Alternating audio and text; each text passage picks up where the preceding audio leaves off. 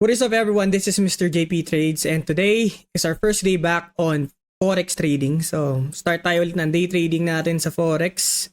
Mag-start tayo ng ating portfolio for $5,000 and papakita ko sa inyo kung paano siya papalaguin.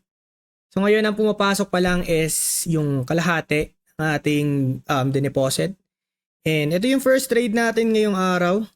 Euro USD 100,000 unit at 1.0830. Dito makita nyo yung entry ko, medyo na-excite ako dito sa first day ko.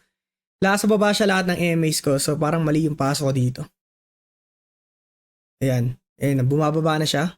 So unang na-hit dito yung ating stop loss, which is down tayo ng negative $101 sa ating first trade.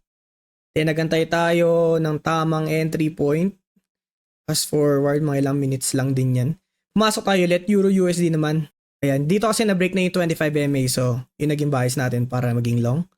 Nakita ko dito, malaki pa yung itataas niya, na-break niya yung 100 MA. So ayan, 1:4 ratio na ginawa ko. And then dito, bumababa na yung volume natin, so naglagay na ako ng trail stop para safe.